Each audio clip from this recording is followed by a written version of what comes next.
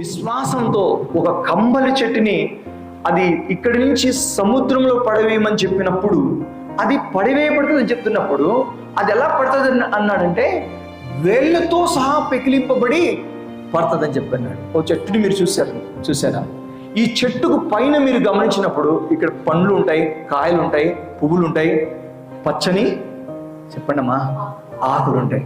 అయితే వీటన్నిటికీ కారణం ఏంటో చెప్పండి, ఈ వేర్లు కాదు. అలాగే ఒక మనిషి జీవితంలో పైన ఉన్న అనుభవాలకి లోన అతని జీవితం కారణం. అతని జీవితంలో అగుపడే ప్రతి అనుభవము ఆ మూలమే దానికి కారణం ఉంటుంది. మనుషుల జీవితంలో నెమ్మది లేకపోవడం, ధైర్యం లేకపోవడం, ఆ యొక్క స్థిరమైనటువంటి మనసు లేకపోవడం, ఒక విధమైనటువంటి అస్థిరమైనటువంటి స్థితి కలిగి ఉండడానికి గల కారణం ఏంటంటే పిల్లరా ఆ యొక్క లోన వారు జీవిస్తున్న జీవితమే. చాలాసార్లు ఈ లోపల వేళ్ళని పెకిలించడం ఇష్టం ఉంటుంది మనుషులకి, పైన అన్నీ బాగా అయిపోవాలని చెప్పి అనుకుంటారు. అవునా కాదా? ఇప్పుడు నేను నా కాలు కుంటుకుంటూ డాక్టర్ దగ్గరికి వెళ్ళినప్పుడు ఆ డాక్టర్ అన్నారు, నేను అనుకున్నా 4 రోజుల్లో నడిచేస్తానని చెప్పి అనుకున్నా. డాక్టర్ దాన్ని ఎక్స్రే తీయించి కలిసి ప్రాబ్లం లోపల జరిగిందని చెప్పాను. యాంకిల్ అనేది ఆ యొక్క ఫిక్సేషన్ చేయాల లోపల, అది లోపల గతి తప్పింది యాక్సిడెంట్ ద్వారా అని చెప్పాను. ఇప్పుడు బయట నేను బాగుండాలంటే లోపల జరగాల్సింది జరగాల, లోపల జరగాల్సింది జరగకుండా బయట ఎవరు బాగుండరు. చాలా మంది ఏం చేస్తారంటే మొక్కుకుంటారు కదా, కొన్ని మొక్కుకుంటారు, మొక్కులతో ఏదో చేసేద్దాం అనుకుంటారు.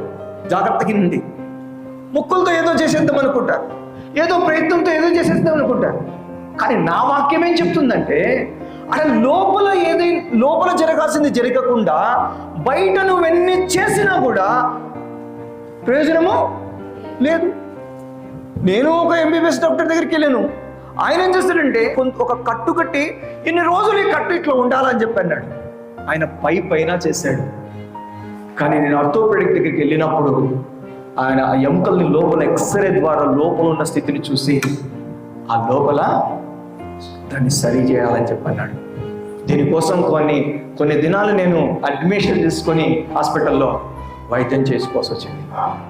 నా యొక్క శరీర భాగాన్ని కోసి కత్తి పెట్టి లోపలికి చొచ్చుకున్నట్లుగా ఆ గాయం ఎందుకొరకు అయ్యిందంటే ఆ లోపల ఉన్నటువంటి స్థితి బాగు చేయడం కొరకే ఆ గాయం జరిగింది.